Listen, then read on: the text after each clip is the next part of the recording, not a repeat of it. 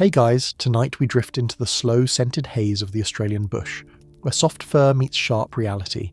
You're a koala, the sleepy symbol of cuteness plastered on postcards, keychains, and children's pyjamas. But behind that plush exterior lies one of the most cursed lifestyles in the entire animal kingdom. You live in a world of toxic leaves, burning forests, and constant misunderstandings about how cute you are. You probably won't survive this story, but at least you'll do it looking adorable.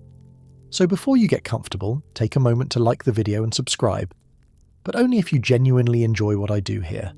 And while you're at it, drop your location and the local time down below.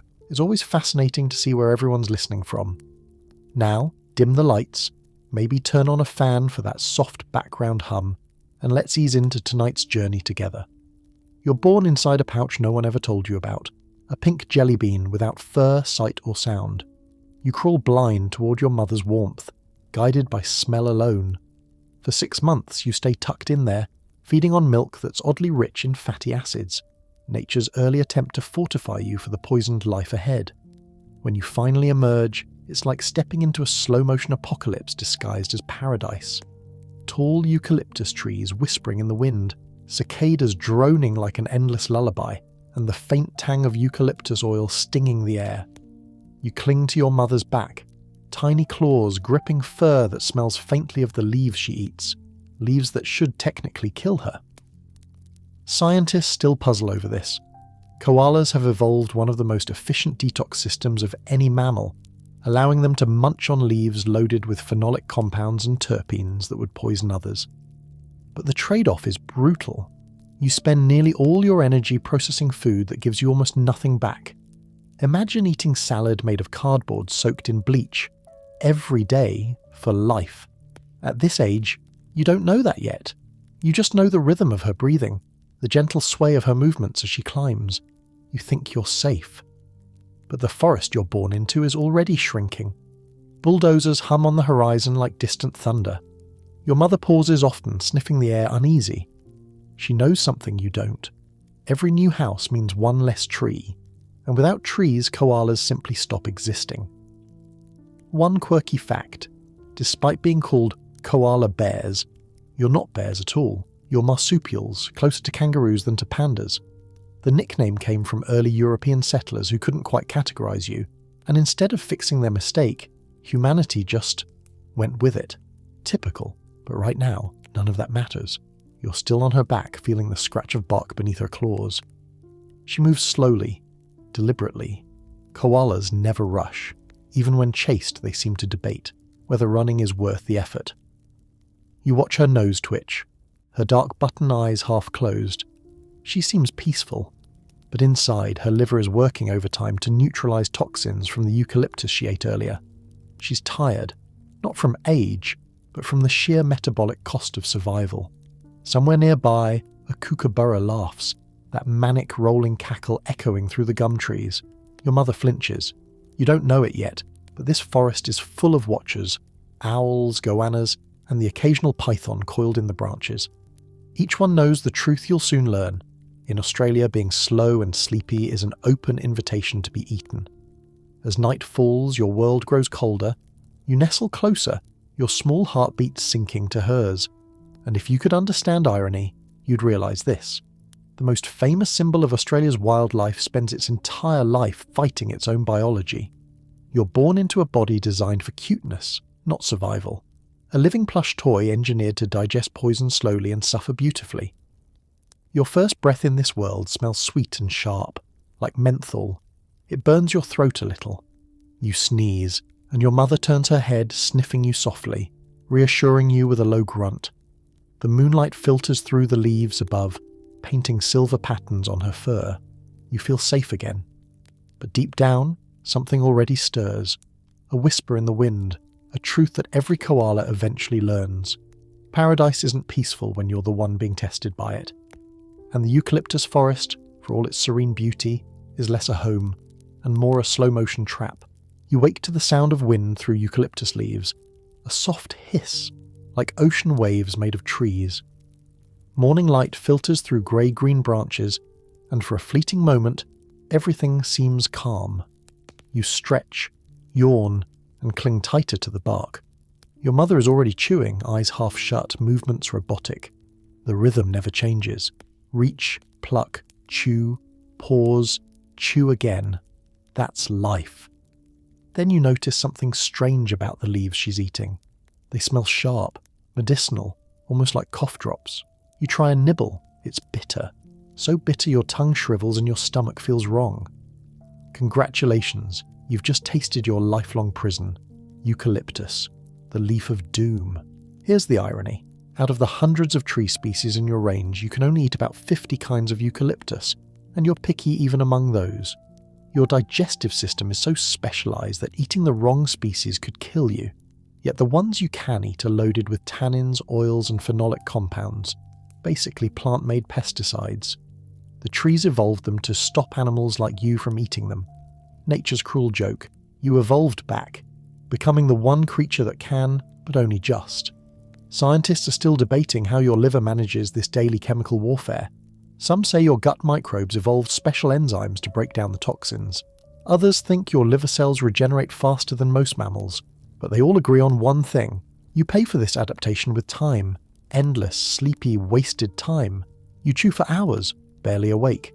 Each bite must be ground, salivated, swallowed, and fermented in your oversized cecum, a bacterial factory that turns poison into mush. Your metabolism is so slow you could nap mid-chew and pick up where you left off, and you often do. A light joke among researchers goes, if reincarnation exists, pray you don't come back as a koala, unless you like kale smoothies that fight back. Your brain, meanwhile, is running on fumes. Koalas have the smallest brain-to-body ratio of any marsupial, and their brain is unusually smooth. No folds, no complexity, like a soft grey walnut floating in fluid. Some even suggest their skulls are mostly filled with liquid to cushion the tiny brain inside. It's efficient, sure, but it comes at a cost. When koalas get disoriented by roads, by fences, or even by wind, they can't figure out what's happening. Their instincts freeze them in place, as if their internal software has crashed. That's why you'll sometimes see a koala sitting in the middle of the road staring into nothing as if buffering. You'd think it's meditating, but no, that's just panic and confusion dressed as peace. You finish chewing, your body is heavy, your mind drifts into that slow eucalyptus haze again, like slipping under a mild narcotic. You're not lazy. Every heartbeat is busy detoxifying. And because those leaves barely give any energy, you have to eat them constantly just to stay alive. Imagine eating celery all day but needing to climb a skyscraper after each snack. That's your daily life. You shift on the branch, claws gripping the rough bark. The scent of oil fills your nostrils, too strong, almost dizzying. Somewhere deep in your gut, microbes are working overtime, fermenting the toxins. You belch softly, not elegant, but necessary.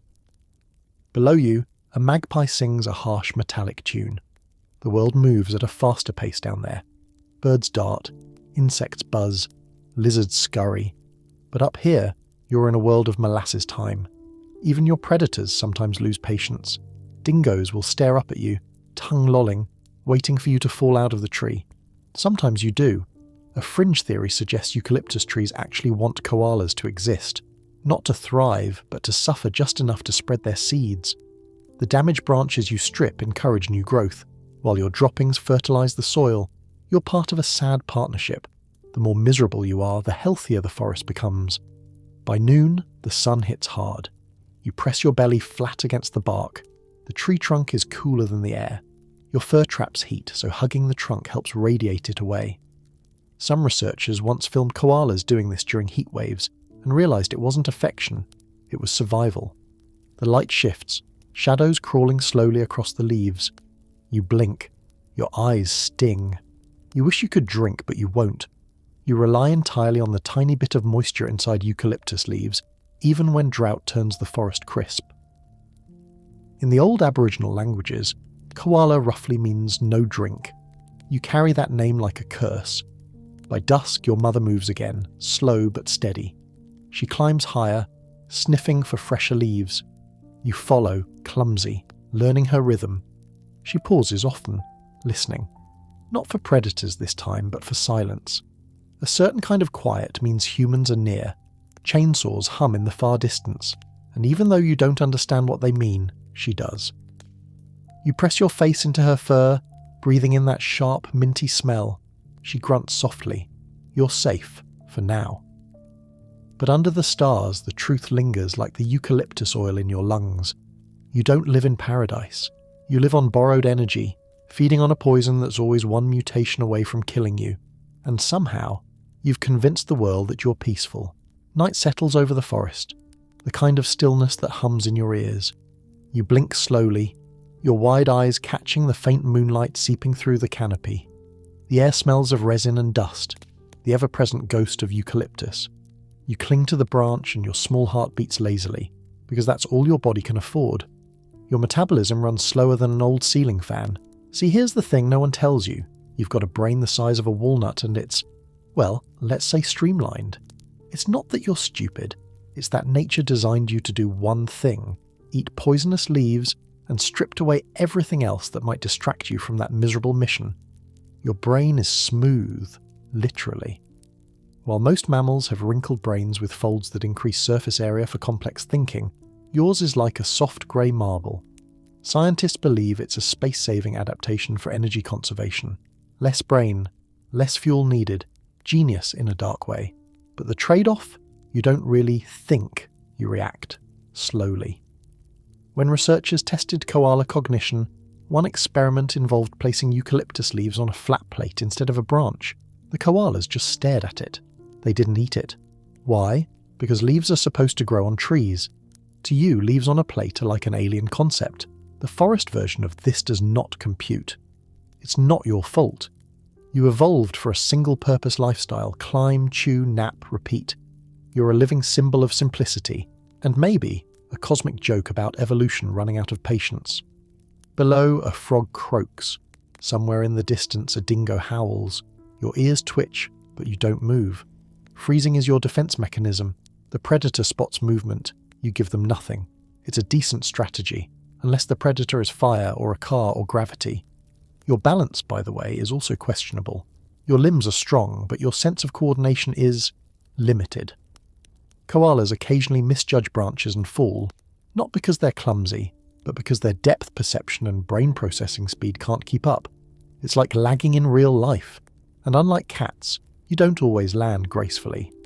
One quirky tidbit: the wrinkles inside your brainless little head are so few that scientists once assumed you were a juvenile specimen when they dissected you.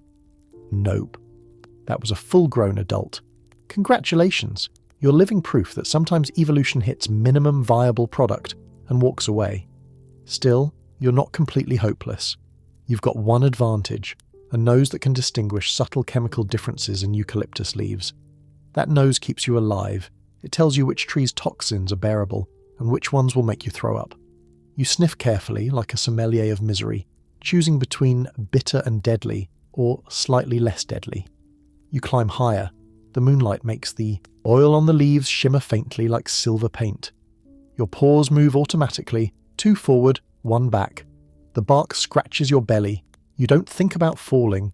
You don't think about anything. Then, a sudden rustle. Your mother freezes, your eyes widen. The branches tremble slightly under a heavier weight. A goanna, big, black, tongue-flicking, claws like hooks, emerges from the shadows. Its yellow eyes catch yours. For a moment, neither of you moves. You hold your breath. Goannas climb well, but they prefer smaller prey. You're still small enough to count. Your mother shifts her weight, slow but firm, edging higher. You cling tighter, pressing your belly flat. The goanna sniffs the air, flicks its tongue again, and decides you're too much effort.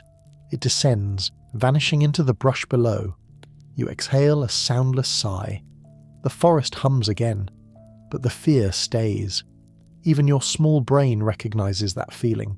It lingers in your gut long after danger passes. And yet, for all your limited brain power, you somehow captured human hearts. Scientists still debate why. Maybe it's your face, flat, round, childlike. Humans are wired to protect creatures with baby-like features. It's called neoteny. Big eyes, small nose, fluffy head. Boom, instant sympathy. You're nature's marketing genius. The evolutionary equivalent of a stuffed toy that smells like vapor rub. But here's the hidden tragedy. Your cuteness is your curse. Humans adore you, but they project peace where there's actually peril. They see serenity, not sedation. They see calm, not exhaustion. They see a teddy bear that naps in trees, not an animal barely surviving on poison and instinct. You close your eyes again, your mother's breathing slows. The leaves rustle softly, whispering in the wind. Somewhere far away, thunder rumbles, a storm, or maybe just bulldozers. You're too tired to care. Your mind drifts into that half-sleep again, where dreams blur with dizziness, and you imagine a world where you didn't have to fight for every breath. A world where your leaves were nutritious, your brain a bit wrinklier, your future a bit longer. But evolution doesn't care about comfort. It only cares about survival, and for now, barely, you manage that. You shift, scratching your ear with slow precision. The night air is cool against your belly. Your claws dig into bark. You breathe in, slow and shallow. Somewhere deep in your small, smooth brain, the last flicker of awareness fades. You don't know it, but your entire existence is a delicate balance, one step from collapse, one nap away from vanishing, and in the darkness, as the forest hums with life faster than yours, you remain perfectly still, adorable, tragic, and utterly oblivious. You wake up still in the same position you fell asleep, limbs dangling, face half squashed against a branch, eyes crusted shut. You stretch lazily, if you can call it that, your joints creaking like old floorboards. Around you, the forest feels like it's holding its breath. Morning sunlight filters through, too bright, too hot. You blink, yawn, and begin your first ritual of the day, existing. People say koalas are lazy. You'd argue if you had the energy. But what looks like indolence is actually chemical warfare. Your body is busy neutralizing eucalyptus toxins from last night's feast. You're not resting, you're detoxing. 20 hours a day of what scientists affectionately call resting metabolism. The other 4 hours, just more eating. Eucalyptus hangover, that's what some biologists call it. It's not official terminology, but it fits. You spend most of your waking moments hovering in a foggy state between sleep and stupor. Your head droops, eyes flutter half open, and your limbs grip the bark automatically so you don't fall mid-nap. You're the original burnout survivor. Overworked, undernourished, chemically sedated. A magpie swoops past, shrieking with the kind of enthusiasm you'll never feel. You blink at it slowly. Somewhere deep in your liver, enzymes are hard at work, filtering terpenes and phenolics from your bloodstream. If you had a brain big enough for metaphors, you might call it living life on hard mode. One quirky fact: koalas don't just sleep because they're tired, they sleep to conserve energy. You need every ounce of it just to digest those cursed leaves. The average eucalyptus meal gives you fewer calories than a single slice of apple. If humans ate like you, they'd need to consume roughly 15 kilograms of lettuce per day just to stay conscious. You shift your position, clinging tighter to the fork of a branch. The air smells sharp again, minty and metallic, the scent of the oils evaporating under sunlight. Eucalyptus trees do that. They exhale their toxins into the air.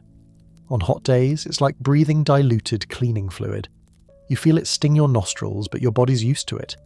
Tourists, though, they'd cough, choke, and marvel at the fresh forest smell. Down below, cicadas buzz so loud it vibrates through the trunk. They live short, frantic lives. You envy their energy, even if it ends in exhaustion. At least they go out screaming. You'll just fade slow and soft into the leaves.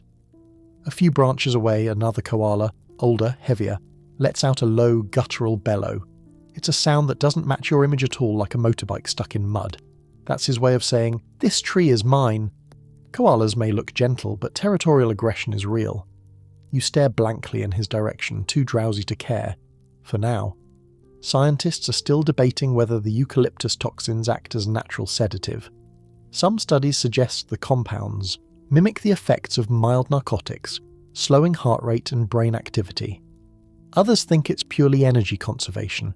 Either way, the result's the same. You live in a fog, an eternal hangover without the party. You scratch lazily at your side. Your fur feels heavy in the heat. The tree trunk beneath you is warm, almost hot, so you inch downward until you find a cooler patch. On scorching days, koalas hug trees not for love, but for temperature regulation. The inner bark stays several degrees cooler than the air. You don't sweat, you just cling to survive. You catch a faint whiff of something unfamiliar. Smoke. Not thick or choking, just distant. The kind that hides behind the horizon. Your mother stirs, her nostrils flare. Bushfires are part of this land's rhythm, but for creatures that can't move fast, they're death sentences wrapped in orange light. You can't process that fear fully, but something ancient in your small brain whispers danger. Still, exhaustion wins. You rest your head on your arm, half asleep again.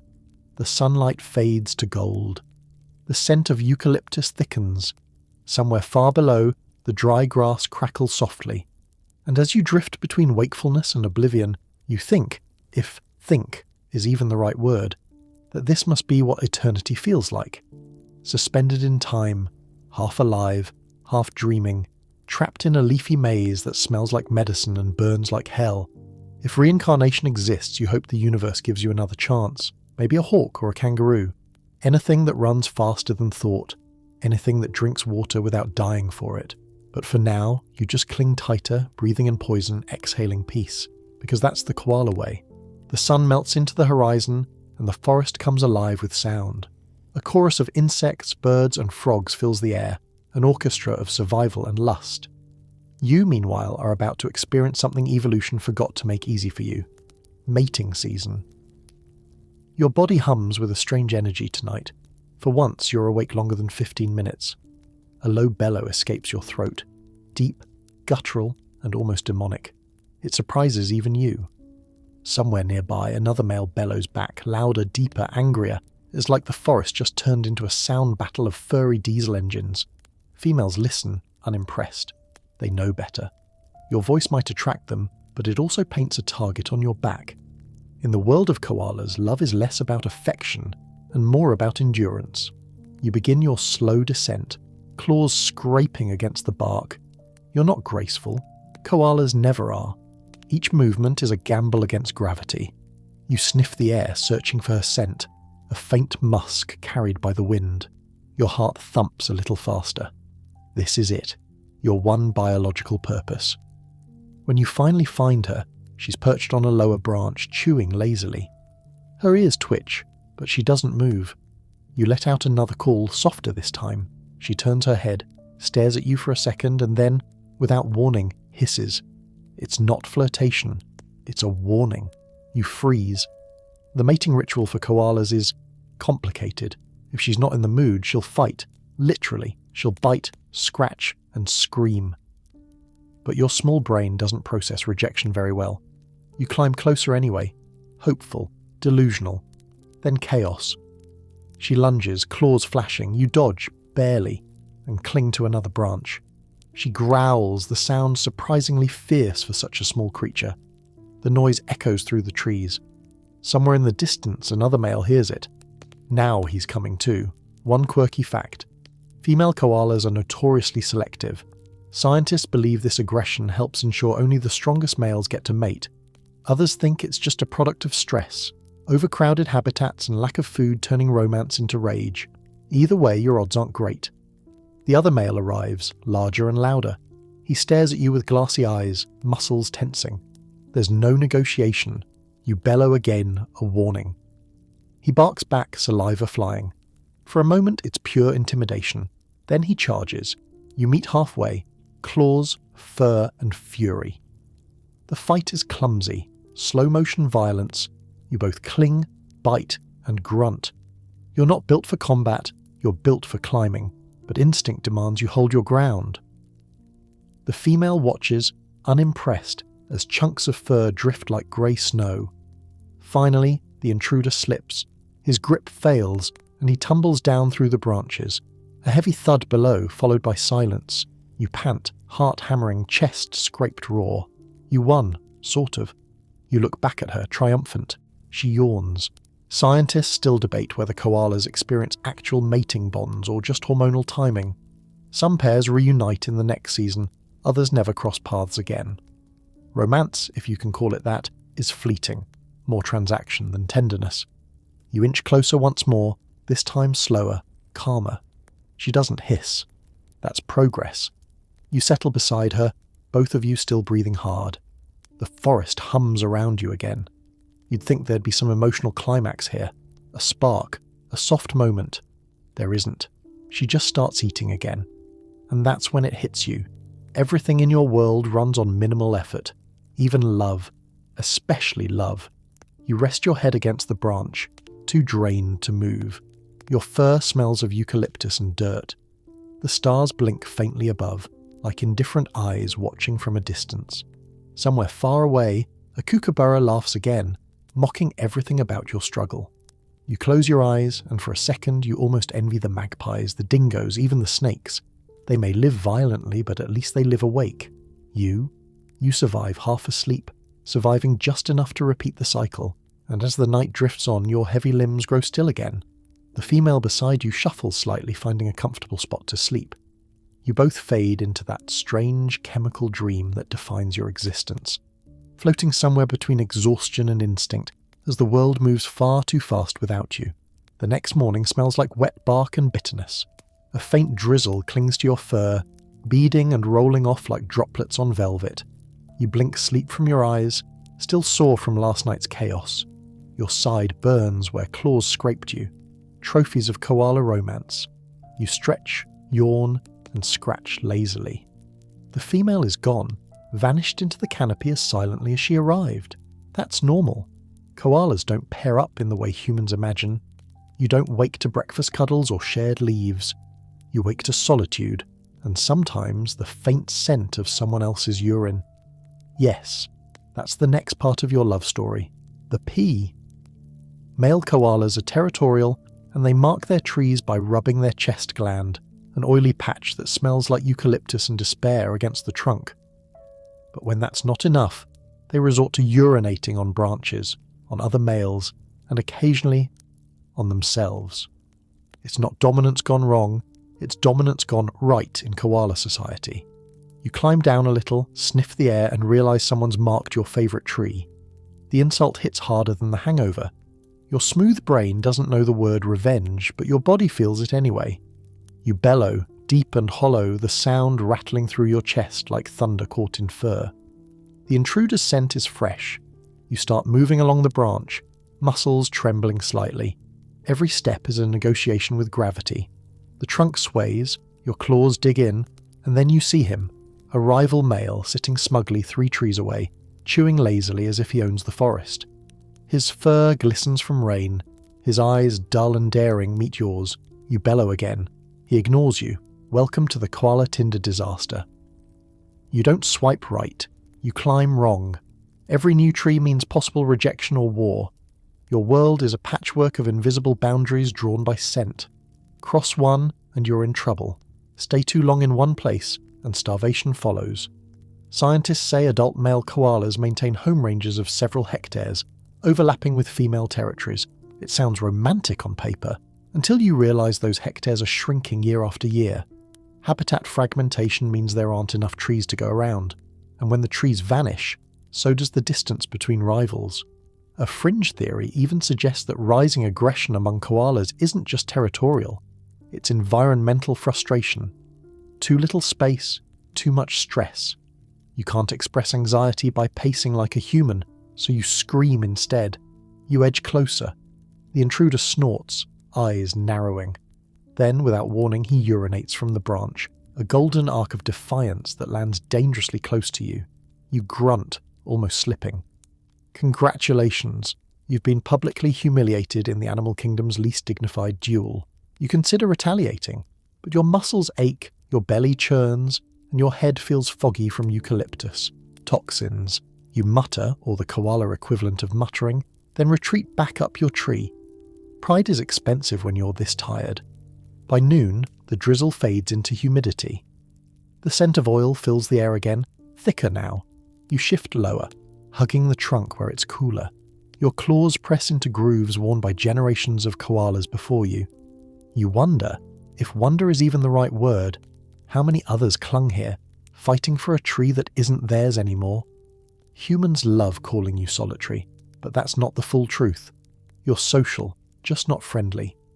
Your communication is all about sound and smell, barks, bellows, grunts, and the lingering musk of identity. A koala can tell who's nearby just by sniffing the wind. If that wind carries trouble, you go still. If it carries comfort, you sleep. Most days, it carries both. You close your eyes for a second, but a sharp crack startles you awake. A branch breaking somewhere below. Not a predator this time, humans. Their voices drift upward, light, laughing, unaware. You freeze, heart thudding. They point, whisper, snap photos. You've become a novelty again. Another awe moment for social media. They call you cute. They don't see the torn patch of fur on your side or the dried blood on your paw. They see plush peace. You see distance shrinking. Eventually they leave, footsteps fading. You release the breath you didn't realize you were holding. Evening falls again, and you shift higher into the canopy. The rival male is gone. The air smells cleaner. For a moment you feel safe, not happy, just not threatened. That's as close as your kind gets to peace. You chew another leaf, slow and deliberate, bitter as always. Your stomach gurgles. You belch quietly. Somewhere above, a branch sways in the wind, and a few leaves drift down like feathers. It's a small victory. You still have your tree, but in a forest where every square metre shrinks each year, victory feels like standing still while the world burns slowly around you. The forest is quiet tonight, eerily quiet. The air feels heavy, like it's pressing down on your fur. You stir uneasily, shifting your weight on the branch. A faint itch spreads under your belly just above your thighs. You scratch, then again. The itch doesn't fade, it grows sharper, deeper, like something crawling inside you. You don't know it yet, but you've joined the unlucky half of your species carrying one of nature's cruelest diseases, chlamydia. Yes, the same infection humans get, but yours came from evolution's dark lottery. Koalas have their own strain of the bacteria, and it doesn't care how innocent you look. It spreads through mating, through mother's milk, even through fights, and once it's in, it stays. You try to move, but the itch turns to burn. Your eyes sting. The corners are red, crusted, leaking tears that glisten in the moonlight. You rub them with your paw, smearing the fluid into your fur. For humans, it's a mild infection. For you, it's a curse that blinds, sterilizes, and kills slowly. Your body feels warm, too warm. Fever pulses through your skin. You pant slightly, nose flaring. The eucalyptus around you smells sharper than usual, almost acidic. You close your eyes again, but the pain doesn't let you rest. Scientists say nearly 50% of wild koalas are infected. In some regions, it's higher, up to 90%. The bacteria live quietly at first, then attack the reproductive system and eyes. Females become infertile. Males develop painful urinary infections. And because your species already breeds slowly, this invisible war cuts your numbers faster than fire or drought. One researcher once called it the tragedy of cuteness. People adore you so much they assume you're safe, but you're not. Your population is shrinking not just from bulldozers and climate, but from a microscopic enemy eating you alive. You shift again, pressing your belly against the bark for relief. The tree feels cool, grounding, but every movement sends a dull ache through your hips. You lick your paw absently, trying to soothe yourself. It doesn't help. Down below, a soft thud. A kangaroo hopping by, maybe. You barely glance down. You can't afford to waste energy. Your world has shrunk to this one patch of bark and the rhythm of your laboured breathing. There's an odd irony here. Your diet already wrecks your health. Eucalyptus leaves weaken your immune system over time. You live constantly on the edge of malnutrition, so when infection hits, there's no strength left to fight back. It's like nature gave you a faulty instruction manual and said, "Good luck." Scientists are still debating how the epidemic began. Some theories point to ancient cross-species transmission, from livestock, from birds, maybe even humans. Others say it's been in koalas for thousands of years, kept in check until habitat loss and stress made it explode. Whatever the cause, it's spreading faster than you can climb. You scratch again. This time, a sharp pain. You wince. A drop of blood glistens on your paw. Your eyes blur. In some wildlife hospitals, humans in gloves and masks treat your kind with antibiotics, even eye drops. You've seen their kind once. picking up injured koalas in towels, cooing softly.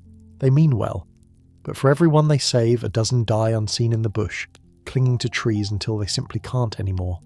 The moon climbs higher, your fever deepens, you pant softly, eyelids drooping. The night feels endless, but life doesn't stop because you're sick. The forest keeps moving. An owl hoots, insects crawl. Far away, thunder murmurs. You close your eyes and drift halfway into sleep, the pain humming under your fur like static. You dream, if dreaming's even the right word, of better leaves, cleaner air, a time before everything hurt. In your hazy imagination, the eucalyptus smells sweet, not sharp. You can see again. You can breathe without burning. But the dream fades as dawn approaches. The pain is real. The light hurts your eyes. You turn away, pressing your face against the bark. There's no cure in the wild, just endurance. And for a creature already exhausted by existence, endurance feels like cruelty. Still, you hang on, literally, because that's what you do. Morning burns hotter than usual. The air tastes dry, metallic, like you're breathing through cloth. You blink slowly, your eyes still sore, and lift your head. The forest is dim with haze. It isn't fog, it's smoke. You cough, a harsh, unfamiliar sound. The eucalyptus oils in the air amplify the heat, turning the bush into a natural tinderbox. Australia's summers don't ask permission anymore. They arrive like punishment. You descend a little, moving from branch to branch. Your claws slip once. The bark feels slick with soot. Below, a faint crackle. You freeze. The fire is still distant, but the smell is enough to send your instincts scrambling. The tree beneath you, the one you've slept in all your life, is now a potential torch. Koalas aren't built for escape. You can't sprint. You can't run. You can barely stay awake long enough to panic. You move slowly, sluggishly, as if underwater. Every step feels heavier, hotter. The wind shifts, carrying embers. Scientists call this the bushfire paradox. Eucalyptus forests need fire to regenerate, but everything living in them doesn't. When flames rush through, the trees survive. You don't. A loud crack, then a flash of orange in the distance. The air whooshes as heat surges upward. You cling tighter to the trunk, but it's already warm, too warm. Your fur prickles. Sweat isn't an option. You don't have glands for that. Instead, your body temperature rises like trapped steam. You move again, downward this time, closer to the ground where the air is clearer. The smoke stings your eyes. You squint. Tears mixing with soot. Your breathing turns shallow. Somewhere nearby, a kookaburra cackles, a sound that once meant peace, now mockery. Below, movement. Kangaroos bounding through the haze, birds screaming overhead. You freeze. Running isn't part of your repertoire. You cling tighter. The trunk feels like a lifeline even as it begins to warm. One quirky fact. During major bushfires, rescuers have found koalas hugging burning trees, refusing to leave. It's not stupidity, it's instinct. Trees have always been safety. To abandon one feels like death. Ironically, staying often guarantees it. You cough again. A sharp pain slices through your chest. The smoke thickens, curling around you in ghostly ribbons. Leaves above catch fire, flaring briefly before crumbling to ash. You flinch, but stay. The world crackles and hisses like a living furnace. Far below, a river glints faintly. Water. The kind you've barely tasted your entire life. But between you and it is fire. You hesitate. Your body screams to cling.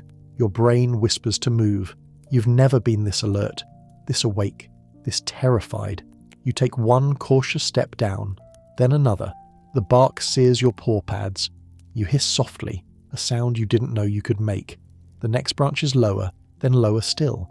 Finally, the trunk ends and the ground is near. You leap awkwardly, landing in dry, leaves that crumble beneath your weight. The heat slams into you like a wave. You stumble toward the faint shimmer of water, panting. Every breath feels heavier than the last. The air itself burns. Behind you, your tree ignites. A low roar, then a snap as branches collapse. You don't look back. Your paws find mud. You slide, trip, and finally collapse near the riverbank. The water looks alien, silver under the smoke. You lean forward and drink. The first sip shocks you. Cold, pure, strange. It coats your tongue, your throat, your lungs almost sigh. Scientists used to think koalas never drank water, that you got all your hydration from leaves. But then came climate change, droughts, and bushfires. They started recording thirsty koalas crawling toward humans, begging for bottles. Turns out you drink when you have to. When the world's on fire, you drink again. The water feels like forgiveness. But even this moment of relief doesn't last. The smoke above thickens, turning day into twilight. The forest sounds vanish. No birds, no insects, just the crackling chorus of burning life. You look up. Your world, the canopy you grew up in, is gone. What remains glows faintly, flickering orange against black sky. Scientists still debate whether koalas understand death. Maybe you don't. Maybe you only understand stillness, the final kind that feels like rest after exhaustion. But deep down, something in you knows this isn't just another storm. It's the end of a home that's been dying for years. You close your eyes, pressing your face into the cool mud. The water laps softly beside you, a slow rhythm against chaos. The fire's roar fades to a dull hum, distant now. When you wake again, the world will be smaller, emptier, greyer. But for now, you sleep, because it's all you've ever known how to do. When you wake, everything smells like ashes and ghosts. The world that used to hum with cicadas and birds has fallen silent. You blink slowly, eyes crusted with soot. The trees around you are skeletal, black silhouettes against a pale empty sky. Your fur itches with grime and your paws ache. You're alive, but barely. The river you drank from last night has receded, leaving streaks of mud that crack as they dry. The air feels dry enough to crumble. You take a shallow breath and cough. The smoke taste still lingers, bitter and metallic. You shift your weight, blinking at what's left of your forest. The green canopy that once sheltered you is gone. The eucalyptus trees, your entire existence, stand scorched, their oil spent in the firestorm. For the first time in your life, the scent of eucalyptus is faint. The silence is worse. You climb halfway up a blackened trunk, testing its strength. The bark peels beneath your claws, flaking away like old skin. You stop, uncertain. Hunger gnaws at your belly, but the leaves, if you can even call them that, are brittle, grey, and lifeless. You sniff them. No moisture, no nutrients, just the scent of dust and death. That's when you realise the cruel truth. Without eucalyptus, you're nothing. You don't adapt, migrate, or improvise. You can't. You're evolution's one-trick marsupial. No trees, no koala. You climb down again, heart beating slow and tired. Your mouth feels dry. Water used to be something you didn't need. But now dehydration creeps in like a thief. You look around. There's no water left, just puddles of black sludge. You lick your paw and rub your muzzle, as if that will help. It doesn't. Here's the irony. For centuries, you were nicknamed the no-drink animal, koala, from the Darug word gula, meaning just that. Scientists once believed you absorbed all the moisture you needed from leaves, but that myth has burned away, like everything else. The truth is, you can die of thirst even surrounded by the forest that once fed you. In the past decade alone, heat waves have killed thousands of koalas, not by fire but by dehydration. You simply overheat, too slow to escape, too stubborn to leave your tree. Some collapse mid-climb, others crawl toward roads or gardens where humans offer bowls of water. Viral videos make it look sweet, koala drinking from bottle, but it's actually desperation caught on camera. Your throat aches. The air feels like sandpaper. You start walking along the forest floor unsteady. It's a foreign world to you. Koalas aren't meant to walk. You're built for trees, not dirt. Every step is clumsy, slow. Your claws drag. A breeze stirs, carrying the faint scent of green. You lift your head, nostrils flaring. Somewhere nearby, there are still living leaves. You follow the smell, dragging yourself toward it. Finally, you find one tree, half burned, half alive. A few tufts of green shimmer in the sunlight. You climb, carefully, wincing as your raw paws scrape the bark. When you reach the leaves, you grab one and bite. It's tough, bitter, but alive. The taste sends a faint pulse of relief through your body. You eat another and another. Slowly, your heartbeat steadies. The toxins hit you quickly.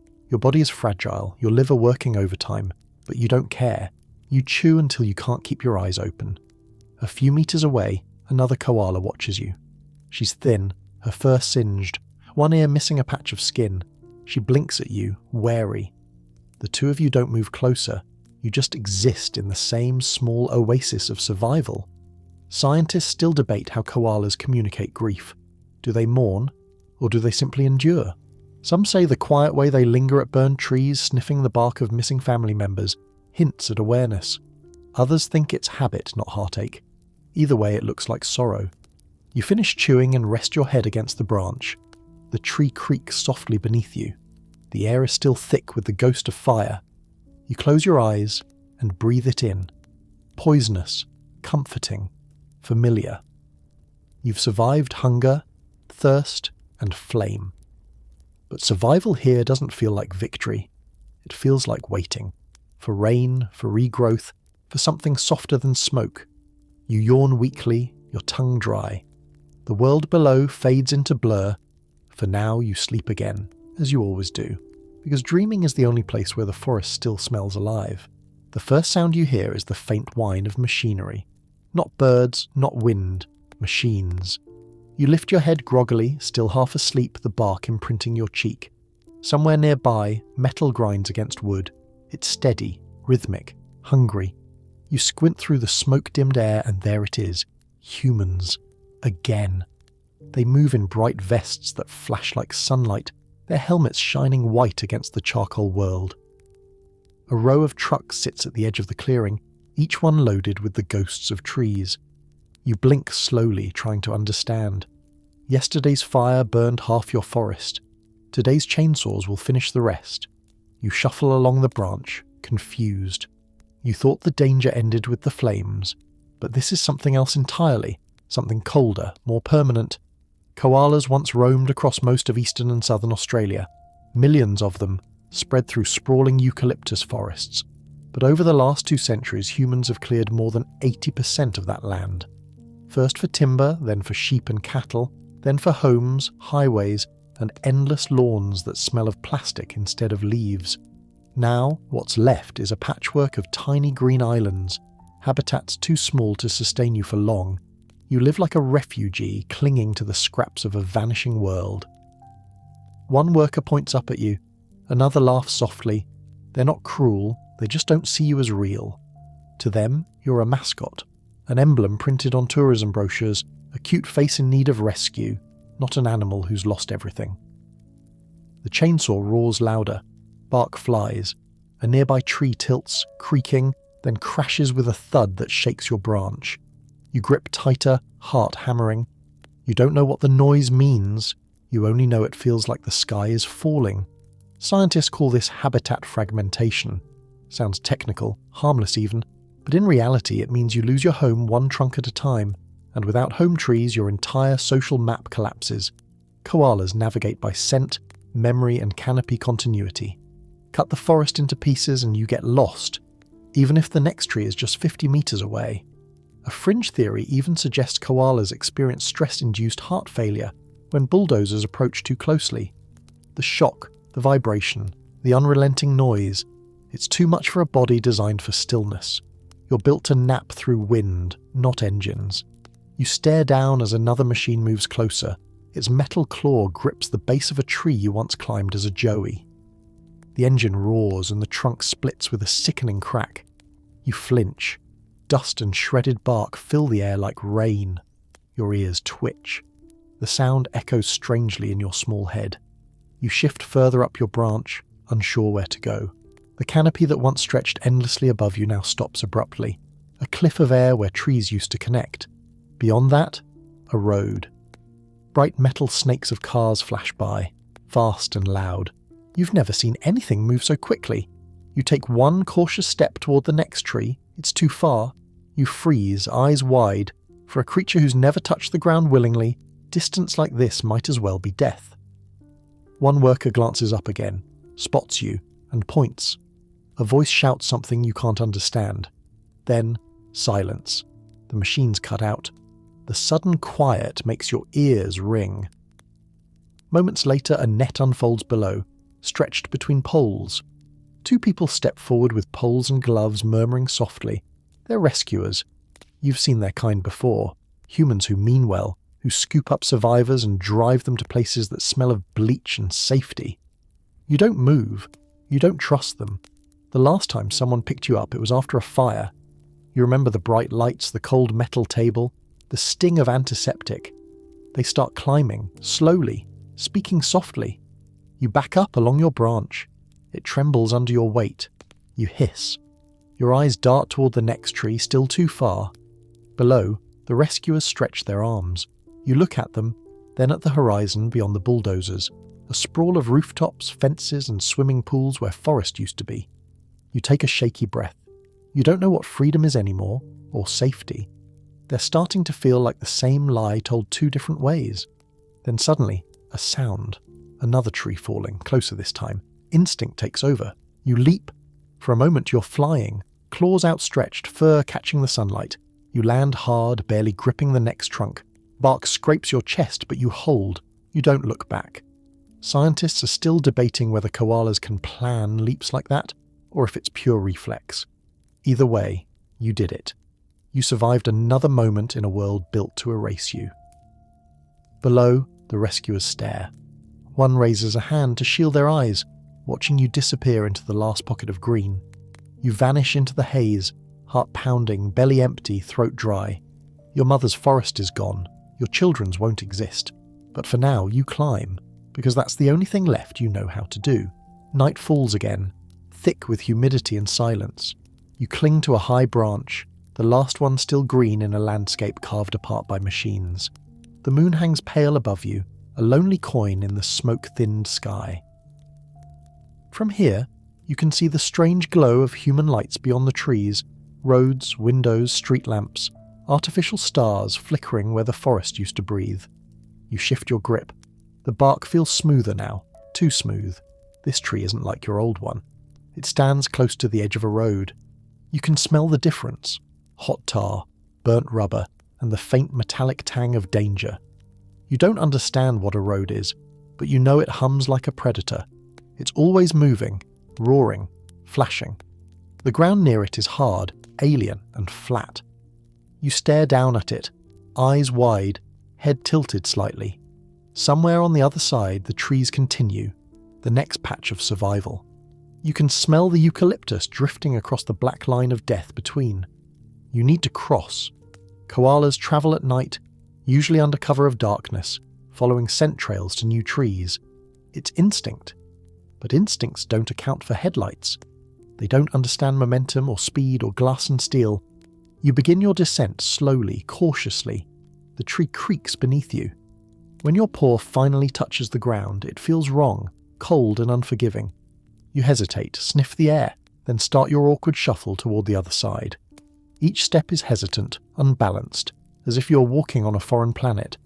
The road hums louder, a pair of lights appear in the distance, growing brighter, faster. You stop, frozen. That's what koalas do when confused, they freeze. The sound becomes thunder, the lights turn into sunbursts. For a heartbeat, you're illuminated. Soft fur, round face, small silhouette against the black asphalt. The car swerves at the last second, tyres screeching. It misses you by inches, the air whooshing past your ears. The noise is deafening. You bolt awkwardly forward, heart pounding, claws scraping against the rough surface. Somehow you make it across. You grip the first tree you find, panting, trembling. You climb fast, faster than usual. Adrenaline makes your muscles twitch. Your claws dig deep. When you finally reach a branch, you collapse against it, chest heaving. Your pulse thuds so loudly it almost drowns out the sound of passing cars. Almost. One quirky fact. Scientists have documented that road collisions are now one of the leading causes of koala deaths in suburban regions. Not predators, not disease, just speed. The forest hasn't shrunk quietly, it's been paved. You look down again. Another car passes, then another. Their lights flash across your fur like lightning. You don't move. You just stare, blinking slowly as the strange beasts of metal roar beneath you. You survived, but only by chance. And then, from the shadows, another sound. Barking. Short, sharp, excited. You freeze. The scent hits next. Wet fur, meat, and noise. Dogs. Humans brought them here, their loyal companions, and now they patrol the edges of your broken forest. You cling tighter to the bark, trying to melt into the trunk. The barking grows louder, closer. Two shapes appear below, their collars jingling, their noses lifted toward you. They've scented you. You don't move. Movement would trigger them. But one of them leaps, teeth snapping at the air, barking madly. The sound cuts through the night like a siren. Lights flick on in nearby houses. A voice yells from behind a fence. The dogs hesitate, glancing back, still growling. Then, reluctantly, they retreat. You don't breathe until the world goes quiet again. Even then, you stay still. Koalas aren't built for confrontation. Your defense is invisibility and patience. You wait until your trembling stops, then slowly adjust your grip. Below you, the ground looks like a maze of traps. Roads, fences, lights, predators. All designed by creatures who never meant to kill you but did anyway. Scientists call this the urban squeeze. It sounds clinical, but it means your wild world and the human one have collided, and you're the casualty stuck in between. Power lines hum like vines of death. Dogs hunt for play. Pools look like ponds but drown you instead. You lift your head, staring at the stars again, or what's left of them. The city glow hides most. The few that remain twinkle faintly like old memories refusing to die. You close your eyes. You're exhausted beyond words, beyond instinct. Every breath feels like borrowed time. Still, there's one small mercy tonight. You live through the crossing. You don't know why, or for how long, but you did. And as you drift back into the fragile rhythm of sleep, the forest hums faintly below, and the road keeps roaring beyond, like a monster that never stops eating. You wake to a gentle vibration in the air, a low hum that's not wind, not birdsong. It's human laughter, echoing through the morning mist. You blink, dazed, still tangled in the branches of your half-burned tree. Below, two figures point upward. Their hands clutch long sticks with shining lenses at the tips. Cameras. You tilt your head, confused. They whisper to each other, grinning. One raises the camera higher, the lens glinting like a strange insect eye. The other says something you can't understand, but the tone is soft, sweet even. You don't know it, but you've become a spectacle again. A survivor story, a tourist koala. You stay still because stillness is all you know. The humans coo and murmur, taking photos of your ragged fur, your drowsy eyes, the ash still matted on your chest. They love it. Your tragedy turned into tenderness. Your misery captured in high resolution. Later, the same image will circle the internet. Brave koala after bushfire, the caption will read. Thousands of people will click hearts, share tears, donate money. But no one will remember your name because you never had one. You shift slightly. The branch creaks beneath your weight. The humans gasp in delight, as if you performed for them. You don't mean to, of course. You're just trying to get comfortable. Your paw slips briefly and one of them squeals. Cameras click faster. You pause, blinking slowly. The forest hums quietly around you. What's left of it? Every branch you move to feels thinner, emptier. The ground below is littered with wrappers, plastic bottles, footprints. The smell of eucalyptus barely lingers here. It's been replaced by sunscreen and car exhaust. A few meters away, a wooden sign stands where trees once grew.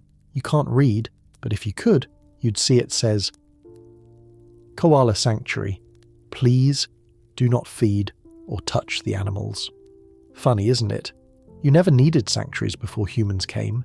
You were the sanctuary. Scientists note that ecotourism has become one of the last ways your species interacts with the modern world. People pay to cuddle you, to pose with you, to tickle your ears for photos. But few realise how unnatural it is. In the wild, you're solitary, wary. In captivity, you must tolerate endless hands, endless flashes, endless whispers about how soft you feel. You remember the scent of humans up close, disinfectant, perfume, sweat. In the sanctuaries, they hold you like a baby, smiling for cameras while you stare past them. Most visitors don't know that before each photo session, handlers spritz your fur with mist to keep you looking fresh. They also chill the rooms, so you won't overheat under the lights. You sit there now, high in your tree, unknowingly starring in a smaller, sadder version of that same spectacle. The difference is that no handlers here. No safe walls surround you. This isn't a zoo. It's the last few scraps of wilderness pretending to be whole. You blink again, eyelids heavy. The humans finally leave, their voices fading behind the hum of their car. The silence that follows is almost comforting. You breathe slowly, eyes half shut, the rhythm steady and slow. Then you hear a faint whimper. At first you think it's an echo, but then it comes again, soft, weak, close. You tilt your head. Just a few branches down, tucked into the crook of the tree, a smaller shape moves. A joey. Its fur is patchy, its eyes half open. You didn't notice it before. Maybe it's not yours. Maybe it's one left behind, an orphan from the fires, or from disease, or from the chaos humans brought. It clings to the bark desperately, its tiny claws trembling. You hesitate, then shuffle closer, slow and cautious. The joey looks up at you, blinking once. For a long moment you just stare at each other, one exhausted, one innocent, both alone. Scientists still debate whether koalas experience empathy. Some believe they don't, that their brains are too simple for such complex emotion. Others argue that behaviours like shared resting spots and gentle nudges prove something deeper. No one knows for sure. But right now, as you shift slightly to block the wind for this trembling scrap of life, you're too tired to care about science. You just know it feels right. The joey presses closer. Its heartbeat is quick and light.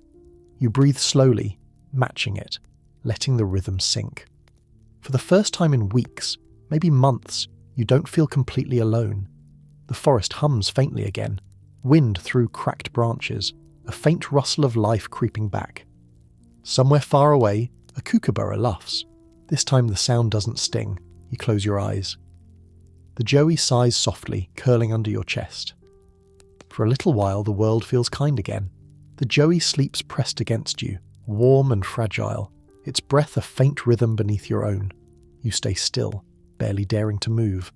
Morning light filters through the canopy, thin, pale, uncertain. The world smells different today, a mix of wet ash and new growth. Somewhere, deep beneath the blackened soil, green shoots are beginning to push through. Life always returns, even when it feels impossible, but not everything recovers so easily. You blink down at the joey. Its fur is too thin, its eyes dull. You can sense something isn't right. It shifts, lets out a small cough, and then goes quiet again. You nudge it gently with your paw, but it doesn't respond. A heaviness fills the space between your ribs. You don't understand grief the way humans do. There are no tears, no rituals, no words, just stillness. Scientists have observed moments like this. Koalas lingering beside their dead young, days after the joey has stopped breathing. No food, no movement, just silent presence. Some experts call it instinct, others call it mourning. The truth is probably somewhere in between. Whatever it is, it hurts in its own quiet way. You press your face against the joey's head, breathing in its faint scent. Eucalyptus oil, smoke, milk that will never be drunk again. The wind shifts, carrying the smell of rain. Thunder murmurs far away. For a moment, you imagine the world washing itself clean, the leaves, the soil, even your fur. But rain isn't mercy here. It's just another test. You stay like that for hours, unmoving as clouds gather above. The first drops fall heavy, warm and slow. They roll down your face, matting your fur, blending with the dirt beneath your claws. The bark becomes slick, but you don't shift. The joey's body feels lighter now, its warmth fading into memory. When the downpour finally comes, you climb down. Not fast, not fearful, just steady. You lay the joey's small body at the base of the tree, between roots that survived the fire. You stare for a moment, blank and breathing. The rain drums on the leaves above, a soft percussion for endings. One quirky fact: koalas have no natural nesting behaviour. They don't bury or cover their dead. They simply leave. But field biologists have noted mothers returning to the same tree days later, sniffing, sitting quietly and leaving again. No one knows why. Maybe memory lingers in scent longer than in thought. You turn away and climb higher, where the rain is lighter. Every movement feels slow, deliberate. The world looks cleaner now, charred black replaced by streaks of green. Tiny leaves sprout along the branches, glistening with droplets. You pluck one and chew. It tastes sharp but alive. For a while, you just sit there, watching the mist rise from the forest floor.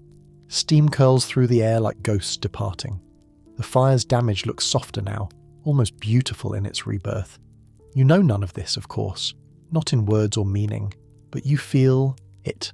The calm after chaos, the fragile pause between endings and beginnings, and maybe, somewhere in your small, smooth brain, something stirs, an echo of continuity.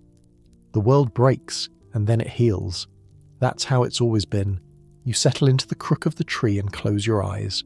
Your breathing slows, the rain eases, the forest hums faintly again, as if exhaling with you.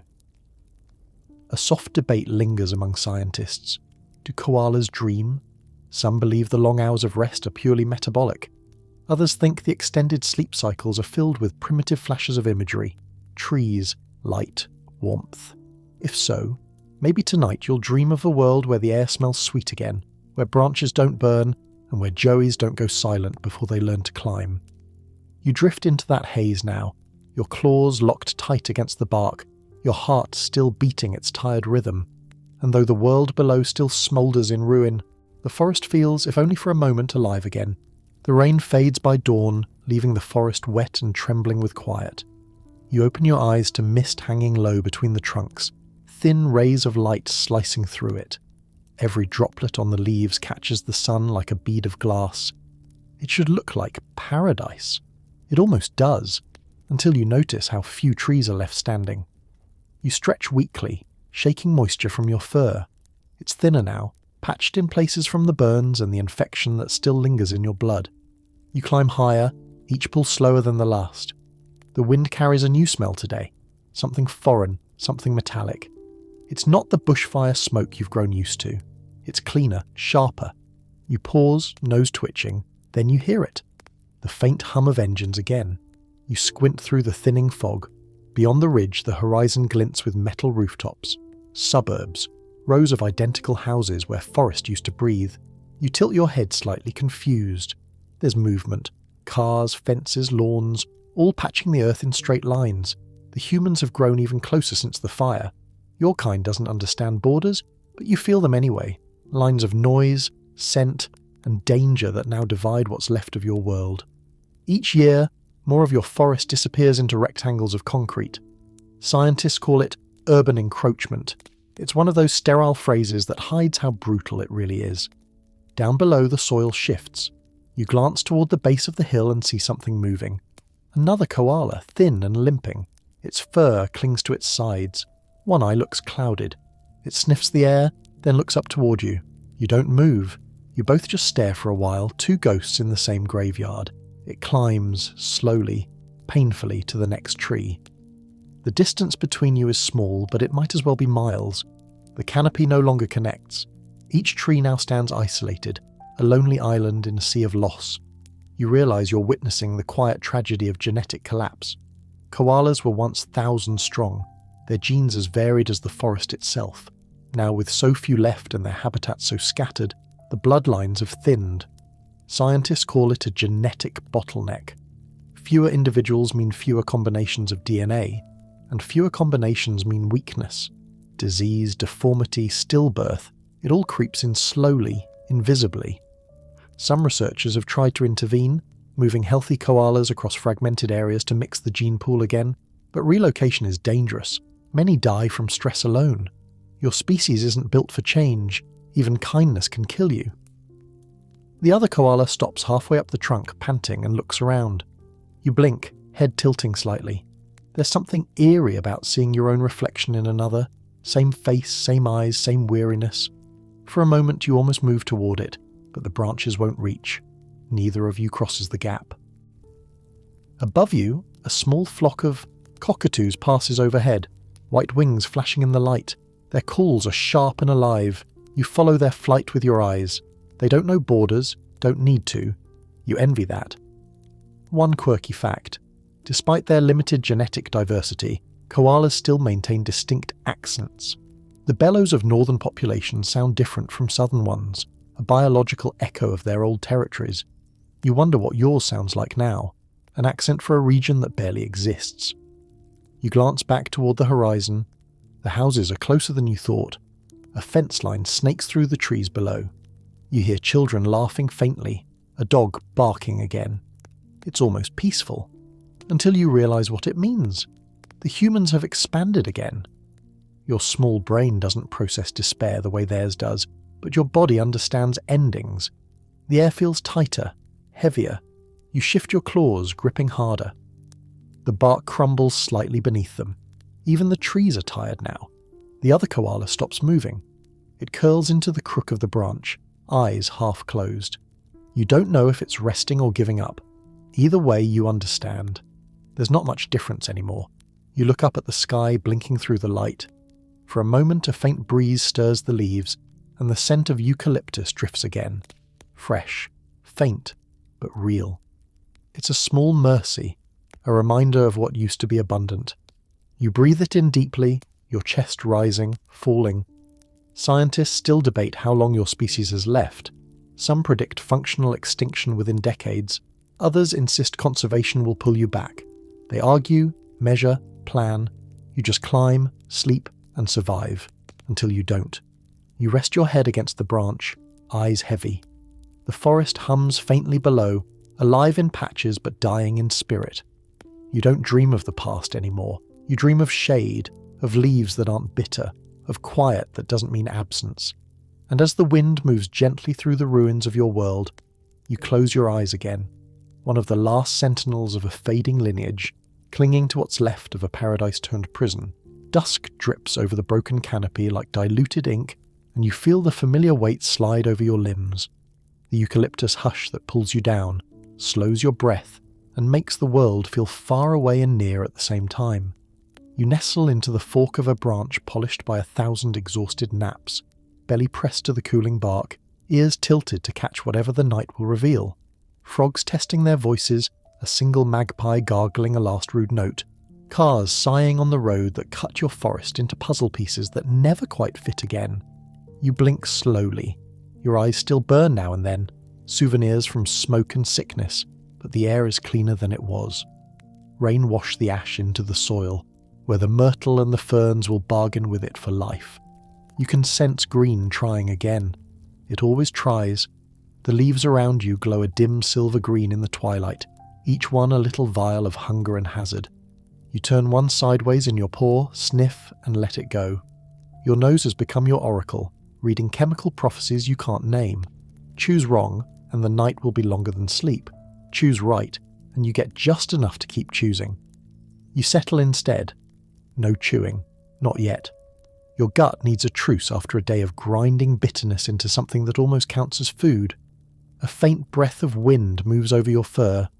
Far below, a dog barks twice, and then gives up. The way even predators get bored with prey that refuses the dignity of running. You smile inside. If a koala can smile, because that's been your superpower all along, you're too tired to panic convincingly. A memory pads close without asking. The joey curled under your chest, the weight and warmth, the steady flutter that matched your own slower drum. Gone now. The base of that tree still holds a silence you can smell. Scientists are still debating whether koalas grieve or merely linger out of habit. They can measure cortisol but not ache. Whatever the word, you felt it. You still do, softly, like a bruise you refuse to stop pressing.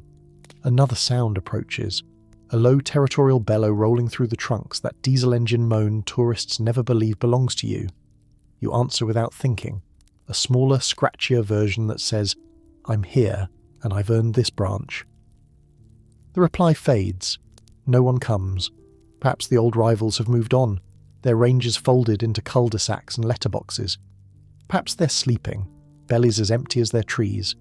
Perhaps they're just like you, conserving, until conserving looks like disappearing. You shift and feel the trunk's coolness seep into your belly. That trick again. Tree hugging not as tenderness, but as thermodynamics. It kept you alive in the last heatwave, when the air went hard and birds dropped like coins from the sky. You remember water, real water, river water, like a myth you got to taste. People once said your kind never drinks. Then phones filmed you reaching for bottles with both paws like a beggar and a saint. The world learned the truth in pixels. Even no-drink animals thirst when the planet runs a fever. You finally pluck a tuft of leaves, chew, and feel the slow alchemy begin. Mouth to stomach to cecum. Bacteria clocking in for the graveyard shift. Toxins unpicked like knots by patient invisible hands. Mainstream fact, if anyone's listening in your tree tonight, that cecum of yours is a fermentation chamber longer than most mammals dare to carry. A sloshy library where microbes rewrite poison into calories so meagre you nap just to afford them. You don't eat to live, you sleep to eat. Joke number 1 for the insomniacs below. If your diet were a salary, you'd be paid in store credit to the same shop that poisoned you. A moth blunders past your face and startles you into full awareness. For 2 seconds, you are electric. Muscles primed, eyes wide, claws whispering against bark. Then the charge drains away, and you return to the pace that kept your ancestors in the branches, while the ground reinvented itself 1,000 times. Evolution is not a finish line, it's a budget. Yours reads, minimal brain folds, maximal grip, a nose that knows despair from dinner, and a liver that prays nightly. You remember the plate experiment, the leaf-on-plate paradox that turns your kind into philosophers who refuse to eat the idea of a tree. Quirky tidbit, your fingerprints, by the way, are so eerily human that they've confused investigators at crime scenes. Imagine the report, suspect small, fluffy, smelled of cough drops. Another bite, another long, quiet minute. In that minute the night shows you its ledger. Owl shadow, goanna memory, power lines humming their indifferent syllables, the road's long metal breath, the suburban tide advancing house by rooftop house. They say on radio waves you can't hear that the koalas of New South Wales and Queensland are now officially endangered, that numbers have fallen like ash through drought and flame. Maybe there are plans, corridors, clinics, vaccines for the chlamydia that turned your kin into ghosts before their time. One theory suggests scattered populations could adapt to new food species if given enough generations. Another insists your specialization is a locked door. You don't vote on theories, you pick leaves, you try to sleep. You pause to listen for rain that isn't there. Your ear twitches. You catalogue the comforts that remain. The fan's slow glide of cooler air along your belly. The way your claws seat perfectly into this particular groove in the trunk. The faint menthol halo. The tree exhales when the night finally forgives the day's heat. Joke number 2. If Spars marketed a koala package, it would be a wooden bench, a bitter salad, and the promise that you may nap uninterrupted for 19 hours. As long as you sign a waiver about dingoes and climate collapse. You think, again, whatever.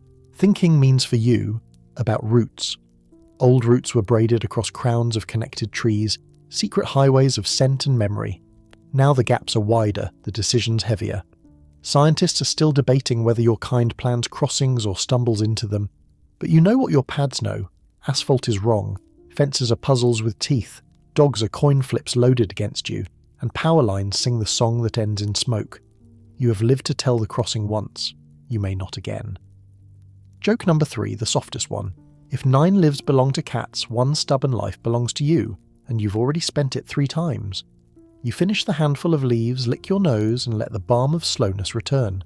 Above you stars find their way past the city's bloom. Not many, just enough to count on one paw if you had the math. The constellation you claim is the shape of a forked branch, and tonight, even that looks thinner. You fold into yourself, arms and legs in that gearlock pose your tendons have perfected. Sleep without falling, fall without breaking, break without ending. And as the wind carries a faint thread of smoke from some far-off burn, hazard reduction, lightning, someone's impatience, you accept the old equation yet again. Dream now, digest later, survive if the odds get distracted. Will your people outlast the century?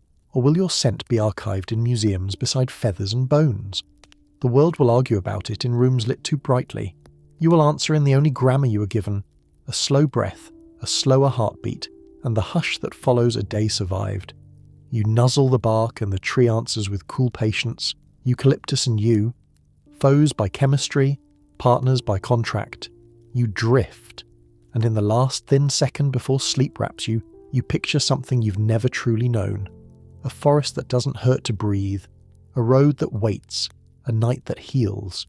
You probably won't survive this story, at least not the way people prefer their stories to end. But you've survived this day. For a koala, that is the entire genre. Let the pace loosen now, the way mist loosens from the underbranch at first light. You are still, and the tree is still, and the air carries only the quiet rustle that means peace rather than warning.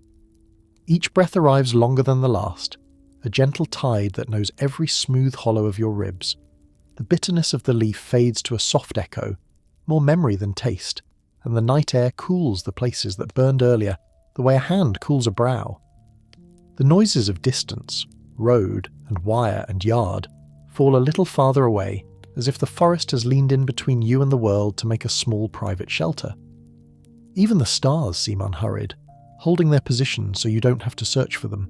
There is nothing to decide, no crossings to make, no rivals to answer, no weather to brace against, only the slow arrangement of your limbs into the cradle they learned long ago, the tendons closing like careful knots, the claws seating in grooves worn by sleepers before you.